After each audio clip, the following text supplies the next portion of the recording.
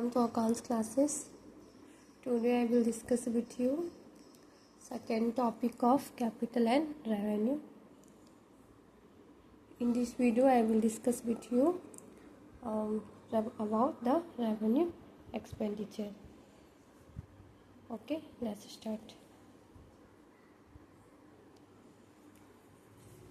कल हम लोग इसी में कैपिटल एंड रेवेन्यू में से ये कैपिटल एक्सपेंडिचर के बारे में स्टडी किए थे and today I will discuss. ये सारा हम लोग कल एग्जांपल्स देख लिए थे, इसी में से आज हम लोग जो है ये रेवेन्यू एक्सपेंडिचर्स के बारे में जो है थोड़ा मीनिंग समझेंगे। तो चलिए स्टार्ट करते हैं आज का वीडियो, और वीडियो को आप लोग लाइक कर दीजिएगा और सब्सक्राइब कर दीजिएगा। चलिए स्टार्ट करते हैं। रेवेन्यू एक्सपेंडिचर क्या होता है? Any expenditure the benefit of which is received during the current year, ठीक से आ रहा है ना, इटसेल्फ इस टर्म दैट रेवेन्यू एक्सपेंडिचर। इसमें ज़्यादा नहीं बताया है, मेन यही है यहाँ से लेके यहाँ तक कि ये होता क्या है। तो any expenditure the benefit of which is received during the current year itself is term that revenue expenditure. कोई भी एक्सपेंडिचर जिससे जो है चालू वॉइस के दौरान लिखा है ना, during the current year itself, चालू वॉइस के दौरान जो है लाभ जो है प्राप्त, चालू वॉइस के दौरान ही लाभ जो है बेनिफिट्स, द बेनिफिट्स लिखा है ना, द बेनिफिट्स प्राप्त होता है, उससे ही हम लोग रेवेन्यू एक्सपेंडिचर कहते हैं। इस term that revenue expenditure. Okay, फिर से एक बार देख लेते हैं। Any expenditure the benefit of which is received during the current year itself is termed as revenue expenditure. है गला जो है थोड़ा बैठा है, इसीलिए आवाज़ थोड़ा स्लो जा रहा है, तो थोड़ा आवाज़ बढ़ा लीजिएगा।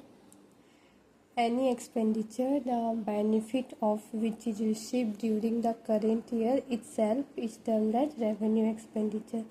कोई भी एक्सपेंडिचर जिससे कि साल के दौरान चालू वर्ष के दौरान ही लाभ प्राप्त होता है, उसे हम लोग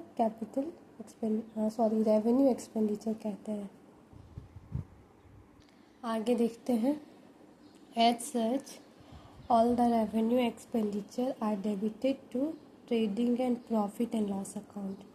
और क्या बता रहा है कि इसी तरह ऑल द रेवेन्यू एक्सपेंडिचर, मतलब सारा रेवेन्यू एक्सपेंडिचर के बारे में बात हो रहा है कि सारा रेवेन्यू एक्सपेंडिचर्स जो है उसको डेबिट किया जाता है, debited to trading and profit and loss account. मतलब कहाँ डेबिट किया जाता है? तो trading and profit and loss account में डेबिट किया जाता है। Are debited to trading and profit and loss account. ये हम लोग अभी नेक्स्ट चैप्टर जो है स्टार्ट करेंगे, trading and profit and loss account. Okay, ये कैपिटल एंड रेवेन्यू के बाद ये चैप्टर जो है स्टार्ट होगा, जिसको हम लोग आगे समझेंगे। आगे देखते हैं। Such expenditure does not result in an increase in the earning capacity of the business. मतलब बोला जा रहा है कि ऐसे एक्सपेंडिचर जो है not result in an increase in the earning capacity of the business. मतलब कि ऐसे व्यय जो है वो व्यवसाय के अर्निंग कैपेसिटी, मतलब अर्निंग कैपेसिटी को हम लोग क्या बोल सकते हैं? मतलब जो अभी हम लोग का अर्निंग है उसको जो है अर्निंग को बढ़ाने में जो है, फिर से देख लेते हैं। Not result in an increase in the earning capacity of the business. का जो अर्निंग कैपेसिटी होता है, मतलब बिजनेस का जो इनकम होता है, ऐसे बोल सकते हैं कि बिजनेस का जो इनकम होता है उसको बढ़ाने में मदद नहीं करता है, या मतलब नहीं बढ़ाता है, बट ओनली हेल्प्स, सिर्फ मदद करता है in maintaining the existing earning capacity, बल्कि मौजूदा एग्जिस्टिंग मतलब होता है मौजूदा अर्निंग क्षमता को जो है बनाए रखने में मदद करता है। ओके, सिर्फ कहाँ मदद करता है तो only helps in maintaining the existing earning capacity, बल्कि केवल मौजूदा अर्निंग कैपेसिटी को बनाए रखने में मदद करता है। ये कुछ एग्जांपल्स है रेवेन्यू एक्सपेंडिचर का जो हम लोग देख लेते हैं, ज़्यादा लंबा नहीं जाएगा, थोड़ा सा कुछ एग्जांपल्स है उसको देख लेते हैं, उसके बाद जो है वीडियो ख़त्म हो जाएगा। जिसमें कि पहला है expenses incurred for the purpose of day to day running of business. मतलब बिजनेस, कोई जब बिजनेस करता है तो उसमें जो डे टू डे जो एक्सपेंसेस होता है उस पर जो खर्चा किया जाता है, जैसे कि manufacturing expenses, office expenses, selling expenses, तो यही सब जो एक्सपेंसेस पे जो व्यय किया गया है वो इसका रेवेन्यू एक्सपेंडिचर के अंतर्गत आएगा, मतलब उसको रेवेन्यू एक्सपेंडिचर हम लोग बोल सकते हैं।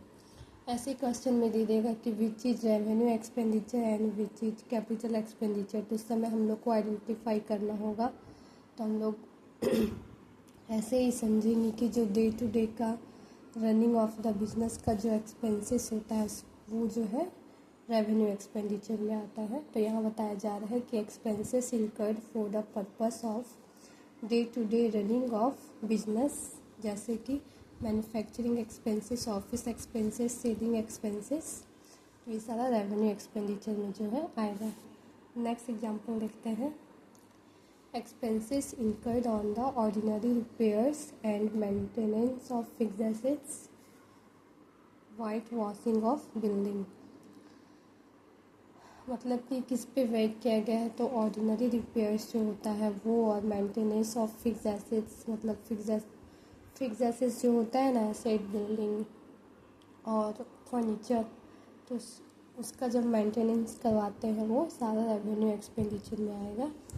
और white washing of building, building का जब वाइट वॉशिंग करवाते हैं तो उस पर जो खर्चा होता है सारा हम लोग का रेवेन्यू एक्सपेंडिचर होगा। आगे देखते हैं।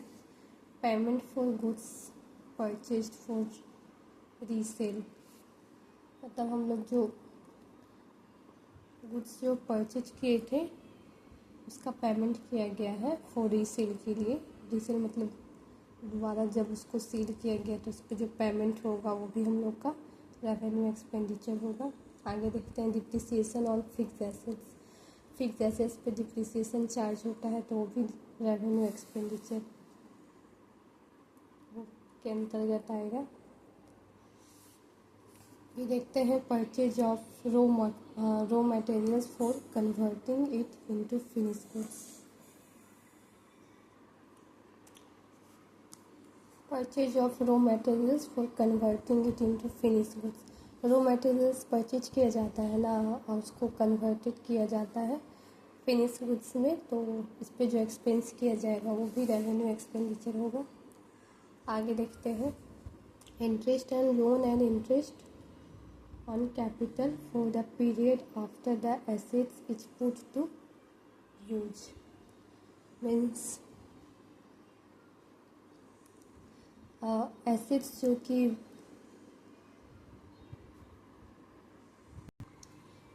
जो कि बिजनेस में उपयोग करने के बाद अवधि, फॉर द पीरियड अवधि के लिए इंटरेस्ट और लोन और इंटरेस्ट ऑन कैपिटल पर जो व्यय किया जाएगा वो भी हम लोग का रेवेन्यू एक्सपेंडिचर होगा।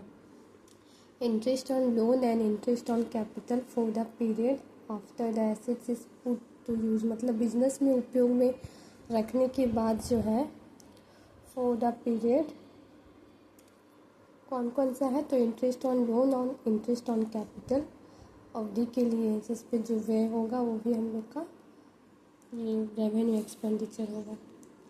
और एक देख लेते हैं, दो और है। Replacement of on out part of an existing machine, मतलब कि किसी मशीन का जो घिसा पिटा हिस्सा होता है उसका जो बदलाव में जो खर्चा होगा वो भी हम लोग का ये रेवेन्यू एक्सपेंडिचर होगा। एक लास्ट है loss from sale of fix assets. Fix assets को जब सेल करेंगे तो उस पर जो हम लोग का लॉस होगा उस पर तो हम लोग का रेवेन्यू एक्सपेंडिचर में जो है आएगा। बस इतना ही एग्जाम्पल्स था, ज़्यादा नहीं था, ज़्यादा लंबा चैप्टर नहीं है, कुछ थ्योरी है जिसका तेल के बारे में जो जानना ज़रूरी है, इसलिए हम लोग इसको जो है रीड किए हैं। ओके, और जो लोग भी देख रहे हैं वीडियो को लाइक सब्सक्राइब कर दीजिएगा। मिलते हैं नेक्स्ट वीडियो में इसका एक क्वेश्चन के साथ, जिसमें कि हम लोग आइडेंटिफाई करेंगे which is revenue expenditure and which is capital expenditure. Okay bye, मिलते हैं नेक्स्ट वीडियो में। वीडियो पसंद आए तो लाइक कर दीजिएगा और वीडियो से रिगार्डिंग कुछ इश्यू हो तो कमेंट बॉक्स में कमेंट कीजिएगा। Okay bye.